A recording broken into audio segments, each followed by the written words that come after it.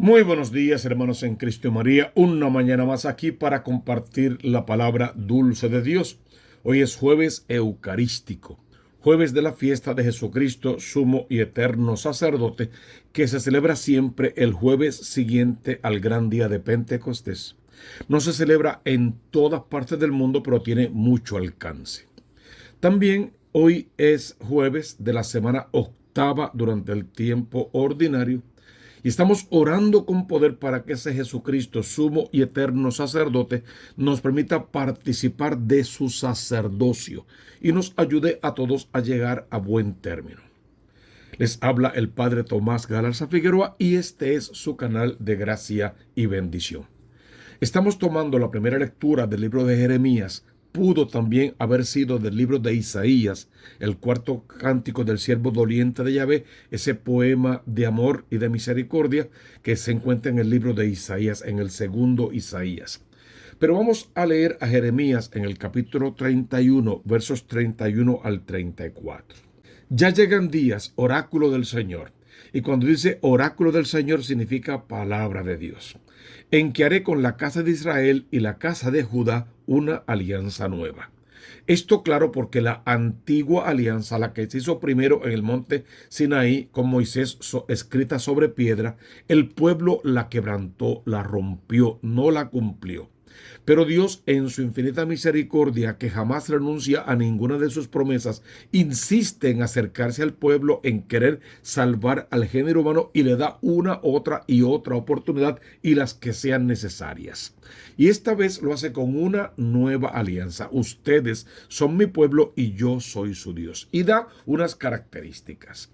No será una alianza como la que hice con sus padres, cuando los tomé de la mano para sacarlos de Egipto, pues quebrantaron mi alianza, aunque yo era su Señor.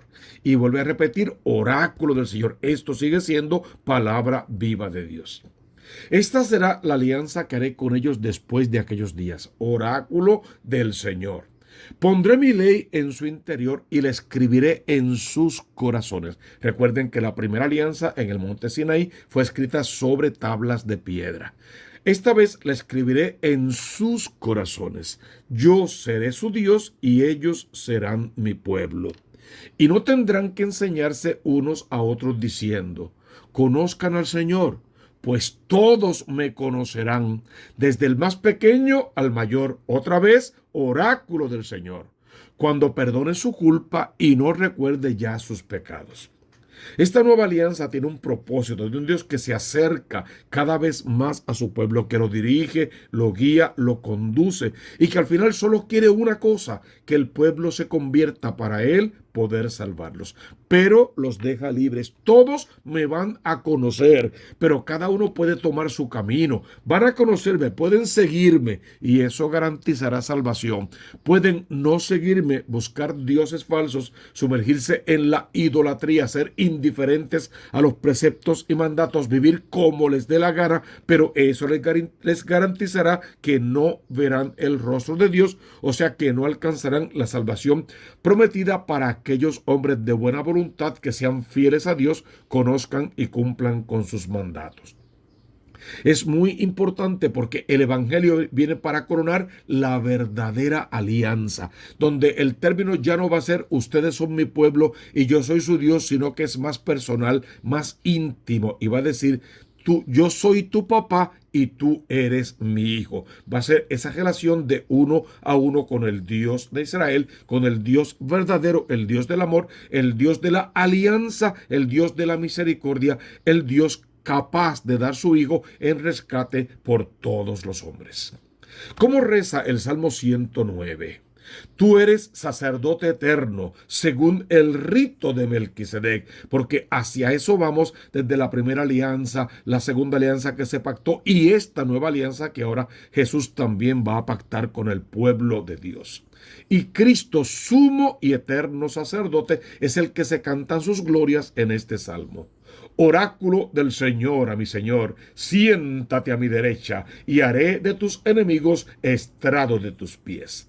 Desde Sión extenderá el Señor el poder de tu cetro. Somete en la batalla a tus enemigos. Eres príncipe desde el día de tu nacimiento, entre esplendores sagrados. Yo mismo te engendré desde el seno, antes de la aurora. Es un salmo que canta la relación que hay entre Dios y el hombre. Entonces puedes pedirle al Señor Jesucristo, sumo y eterno sacerdote, ven al altar de mi corazón y ofrece allí tu sacrificio una vez y para siempre. Ven al altar de mi corazón y desde allí dirige mi vida en santidad y ayúdame como testigo y en buen testimonio a dirigir la vida de los demás, no hacia mi persona, sino hacia ti, único, sumo, eterno sacerdote, único Dios verdadero, único mediador entre Dios y los hombres, único que derramó su sangre preciosa en la cruz para salvación de todos. Señor, que mi alabanza llegue hasta ti, que tú escuches mi plegaria de esta mañana, que leas mi corazón y veas mis intenciones y me des justo aquello que necesito para salvarme, que no me permitas apegos de ninguna clase con las cosas pasajeras de este mundo, para que mi corazón solo palpite por el reino de los cielos, solo trabaje para alcanzar la promesa del reino de los cielos y solo viva como un evangelio abierto, donde los demás pueden acercarse para también leer palabra de Dios, conocer al Dios vivo, seguirte con todo el corazón y alcanzar la salvación de sus almas. El evangelio que hemos leído está tomado según San Marcos, en el capítulo 14, versos 12 al capítulo 22, verso 25. Pudimos haber leído cualquiera de los evangelios que tienen que ver con la institución de la Eucaristía. Lee el evangelio seleccionado. El primer día de los ácimos, los panes ácimos, los panes sin levadura, los que no recuerdan aquel maná bendito del cielo. Cuando se sacrificaba el Cordero Pascual, estamos en plena Pascua, celebrando la reconciliación, la alianza, el amor de Dios sobre el pueblo, celebrando los prodigios y portentos que Dios ha hecho para librar al pueblo, primero de la esclavitud en Egipto, ahora de culpa y de pecado. Cuando se sacrificaba el Cordero Pascual, mientras comían, Jesús tomó pan, pronunció la bendición, lo partió y se lo dio diciendo: tomen, esto es mi cuerpo. Después tomó el cáliz, pronunció la acción de gracias, se lo dio y todos bebieron y les dijo: esta es mi sangre de la alianza, que es derramada por muchos. En verdad les digo que no volveré a beber del fruto de la vid hasta el día que beba el vino nuevo en el reino de Dios.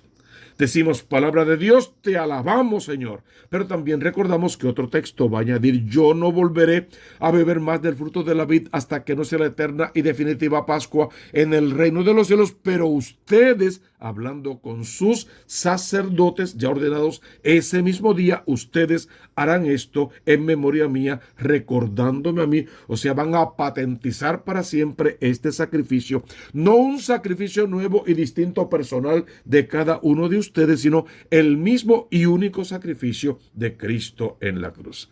Este es el evangelio que hemos leído, y cuántas cosas importantes tiene este evangelio que decirnos.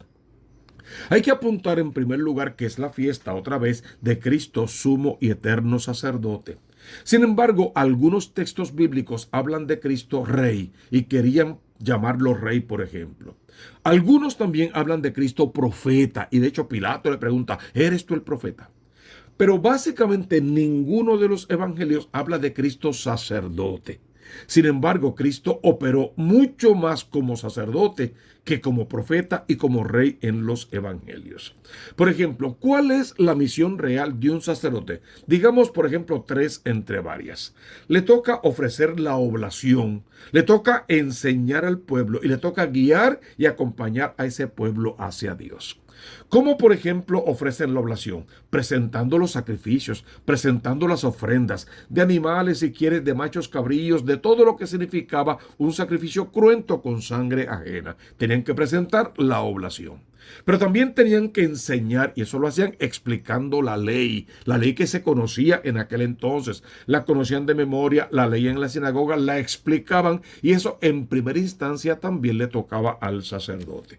Pero tenían que guiar al pueblo, acompañar al pueblo, conducir al pueblo hacia Dios, y eso lo hacían transmitiendo la palabra de Dios, haciendo que la palabra pudiese llegar a todos los hombres, pudiesen tenerla accesible y desde ella partieran para tomar sus mejores decisiones. Fíjense que Jesucristo, en fin de cuentas, sí opera como sacerdote en los evangelios, porque al final toda su vida es una ofrenda de propiciación, es una ofrenda al Padre Dios por la salvación de los hombres. Jesús no muere en la cruz como mártir. Jesús muere en la cruz porque sencilla, simple y llanamente viene a cumplir con la voluntad de Dios de dar su vida, ofrecerse a sí mismo para que los hombres tengan un Salvador, para que sus pecados sean lavados con la sangre de Cristo y así se rompan los velos del templo y puedan entrar en la presencia digna de Dios, decimos, hasta la vida eterna. Por lo tanto, Jesús se hace sumo y eterno sacerdote desde el madero de la cruz, cuando es crucificado en la cruz, cuando ofrece la mayor y la mejor ofrenda, cuando no hay sangre y carne ajena de machos cabríos o de animales, cuando es su propio cuerpo y cuando es su propia sangre. Y eso es bien importante porque podríamos decir en una forma de hablar que tiene una triple dimensión. Por ejemplo, primero, en la última cena Jesús ofrece su sangre y entrega su sangre en una manera de hablar, porque dicen: tomen y coman, tomen y beban, esto es mi cuerpo, esta es mi sangre, que será derramada por muchos. Y entonces allá hace una ofrenda de su propia sangre para alimento espiritual de todas las almas, que conduce a la salvación de todas las almas. Pero luego de allí baja al Getsemaní y allí derrama, suda sangre por la angustia, por la pasión. Allí habla con su papá, allí le dice: si es posible de que encontremos otro modo de hacer esto mismo, vamos a buscarlo, pero en fin de cuentas que no se haga mi voluntad, sino tal como se establece en tu plan de redención, en tu plan de salvación. Allí derrama las primeras gotas de sangre también en el Getsemaní. Pero luego sube al madero de la cruz, donde básicamente derrama la totalidad de su sangre. Ya al final botó agua del costado porque no quedaba mucha más sangre para derramar. Allí de verdad hace el sacrificio cruento, el derramamiento de su sangre una vez y para siempre, y con esa sangre ha de lavar a toda la humanidad. Para que esa sangre siga derramándose en la cruz todos los días en una forma espiritual de hablar, entonces Jesús instituye lo que es el sacerdocio. Pero al hablar del sacerdocio de Jesucristo, sumo y eterno sacerdote, también tenemos que hablar de tres opciones sacerdotales. Siempre hacemos una misma pregunta: ¿cuántos sacerdocios se ponen de manifiesto a la hora de celebrar una Eucaristía? No pregunto cuántos sacerdotes, cuántos sacerdocios operan, actúan juntos para celebrar la Eucaristía. Respuesta correcta: 3. Primero, el de Cristo, sumo y eterno sacerdote, el verdadero celebrante de toda Eucaristía. Es el primer sacerdocio que se pone de manifiesto, el de Cristo, sumo y eterno sacerdote.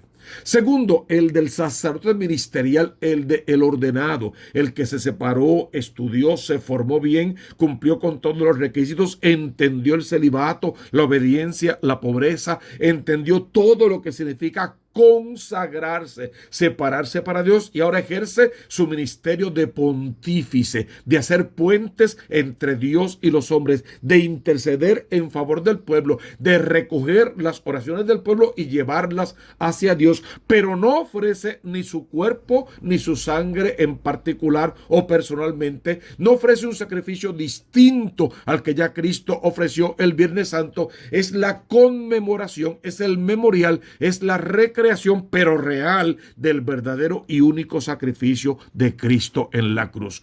Cuando el sacerdote pronuncia las palabras que Jesús pronunció en la última cena, se hace partícipe de aquel mismo sacrificio y hace partícipe al pueblo del único sacrificio de Cristo. El de Cristo en aquel entonces fue cruento, o sea, hubo derramamiento de sangre. El del sacerdote es incruento porque no hay sobre el altar derramamiento de sangre nuestra, sino solamente y otra vez recogida en el cáliz precioso, la preciosa sangre de Cristo, donde todos tenemos que ser sumergidos en oración y desde allí salir renovados para cumplir con todo lo que Dios nos pide a lo largo de toda nuestra vida. Y en fin de cuentas, lo que nos pide es que seamos santos como el Padre del cielo es santo. Pero además hay un tercer sacerdocio, el de los fieles, el común, el que se recibe en el sacramento del bautismo. No común porque sea ordinario o de quinta, común porque lo recibe todo bautizado y participa con su sacerdocio de cada celebración eucarística. Y este sacerdocio nos lleva no a asistir a misa, no a participar de la misa, nos lleva a celebrar la Eucaristía dignamente desde nuestra posición en el templo, sabiendo que nos configuramos con Cristo en una forma de hablar y que participamos del único y eterno sacrificio del único y eterno sacerdote que es el Cristo de la gloria. Una vez que vemos todo eso en la fiesta grande, poderosa de Jesucristo, sumo y eterno sacerdote, le pedimos que nos deje participar de su sacerdocio, que podamos acercarnos a la casa de papá, hacer la fila de la confesión del sacramento, de la confesión para ser purificados y luego la fila de la Eucaristía, de la comunión, de llegarnos al altar para comernos al Cristo de la gloria en el sacramento eucarístico, pan y vino, cuerpo y sangre de Cristo, así participar activamente del misterio pascual y poder salir a presentarnos otra vez como testigos de la nueva alianza. Tú eres mi hijo, yo soy tu papá y mi ley está escrita en tu corazón con tinta sangre del corazón de Cristo. Alabemos, bendigamos, glorifiquemos al Rey y pidámosle que se quede para siempre en nuestros corazones, que bendiga nuestros hogares, santifique nuestras familias, proteja a nuestros hijos, de entre ellos se elija a aquellos que quiere llamar al sacerdocio ministerial y los acompañe en esa jornada del seminario hasta el día de su ordenación. Consagra a tus hijos para que Dios los llame al orden sacerdotal. Bendito sea el nombre de Jesús que hizo el cielo y la tierra, nombre que está sobre todo otro nombre. Hermano, tú conoces la consigna. Busca primero el reino de Dios con su justicia y todo lo demás vendrá por añadidura. Suscríbete al canal de la Diócesis de Mayagüez, y a este canal, Tomás Galarza Figueroa. Tus comentarios, tus sugerencias y tus intenciones para la misa, déjalos ahí, igual donde yo te dejo las lecturas para esta misa y otra información importante. Suscríbete al canal, dale like, toca la campanita, eso nos ayuda muchísimo, y sobre todo colócalo en todas tus redes sociales. Solo abre tu corazón y prepáralo a la bendición de lo alto, en el nombre del Padre y del Hijo y del Espíritu Santo. Amén, amén y amén.